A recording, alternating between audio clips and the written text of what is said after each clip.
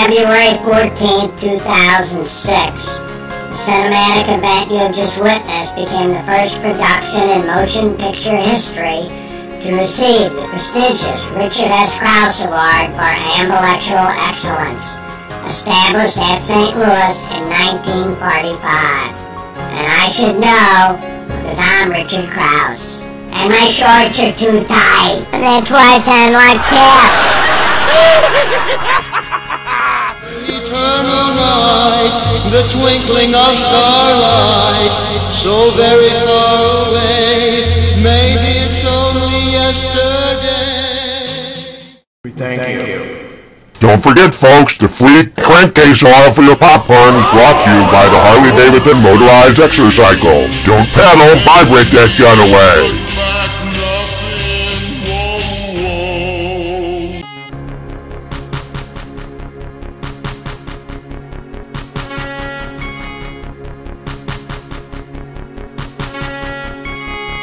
Hey, Krause, you aren't getting out of here so easy, even though it is morning. Hey, you haven't told us what green daVinci meant. You promised you'd tell us. Okay, I was gonna wait till next week. Okay. Swing the camera around over there while I get my notes that I was gonna use next week, okay? Okay. You better make it good. Better make it good. You're the one that wanted me to say this tonight, okay? Okay, at David's insistence, here I am one last time, I promise. Hey, cousin, you better get to the point quick, with that podium looks like it's ready to fall apart. It's so battered up, and that candle ain't got much left either. It's actually a surprise even to me. I had originally titled the show you've just seen Hotel Originaldo First Visit. First visit because I hoped there would be a second visit, at which time I could make this very serious appearance and alienate most of you at that time. But nothing. Hey, cousin, you're one classic screwball, saying stuff that you know will alienate the public. No, and it'll keep the mass media from ever even wanting to show it to the public. Well, I guess you just must think more credibility than marketability. It's your funeral, cousin, so go ahead and dig it deep. I now realize there may be no second visit, no second chance, so I'll say my piece now. Some of you may wonder why I spent the last 20 years writing a 600-page book, making all the pictures you've seen, and most recently making this video. Hey, cousin, I really doubt if anybody really gives a flying fart why you spent the last 20 years doing all this crap. But you got the stage, so go ahead and entertain us.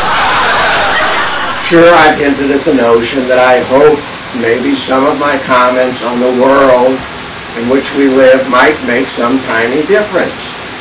But a tiny difference is meaningless in the magnitude and immediacy of the crisis of today. A time unlike any other in the history of the earth, and that's not exaggerating. I did all this work all by myself mostly, just so I can stand here in front of at least a few of you, as I now am, and no longer beat around the bush, as I have been, and not have anyone telling me what I can or can't say as I get to the all-important point of it all, our very existence, and that again is not exaggerating. And it has to do with this painting here of Charles Lindbergh, which I optimistically call The Spirit Soars. Most of us know that Lucky Lindy was the first to fly across the Atlantic in the spirit of St. Louis, but not as many of us know that he was one of America's first and greatest environmentalists, and that the Lindbergh Foundation to this day continues his efforts along those lines. It is a matter of record that Charles Lindbergh once said, "If I were forced to choose between airplanes in the sky or birds in the sky, I would certainly choose birds." So how did this very personification of the industrial age come to such an understanding frame of mind? His journey to this realization began shortly after he and the Spirit landed in Paris way back in 1927.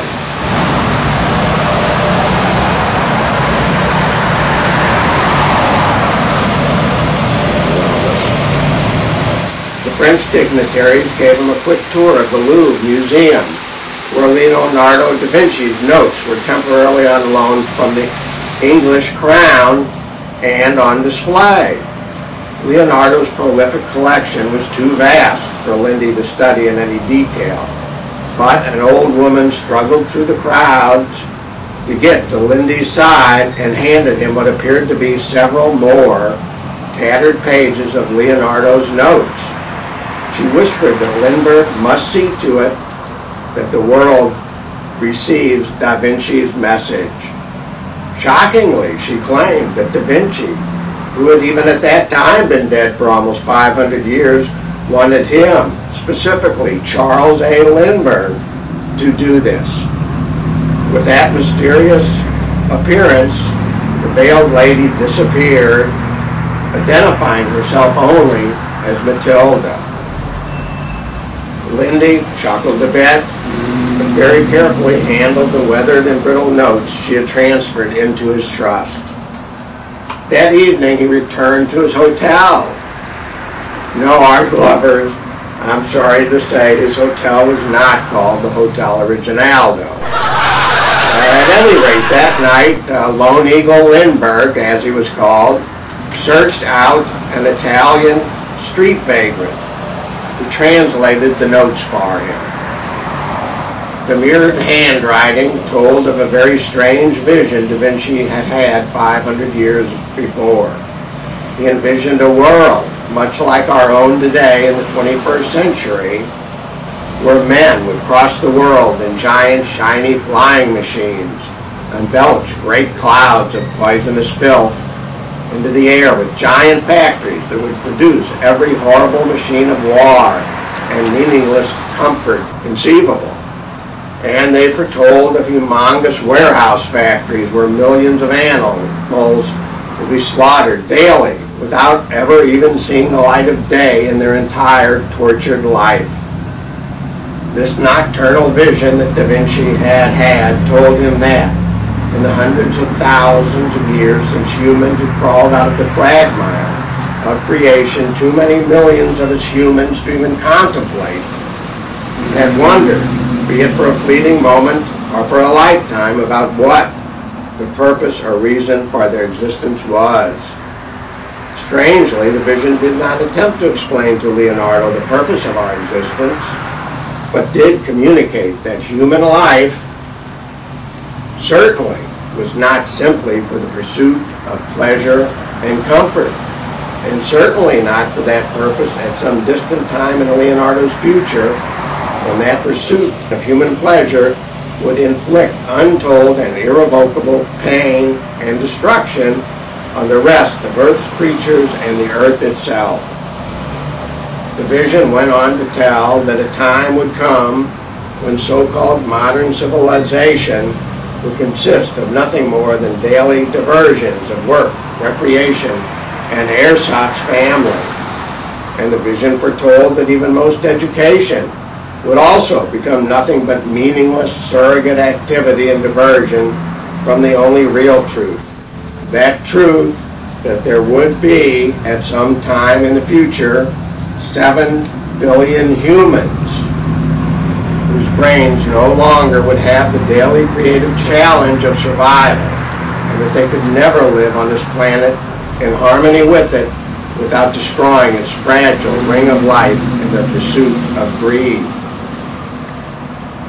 The vision went on to say that the only non-cataclysmic solution at that future time would be for humans to voluntarily quit multiplying and start reducing their numbers drastically and quickly, and at the same time turn their lifestyles around toward a more natural, what many would at that time in the future incorrectly label primitive existence. Of course, Leonardo knew that we modernites would never do this voluntarily. So Leonardo, after having this vision, came to the mindset, if there really was a righteous and omnipotent God in that then future age,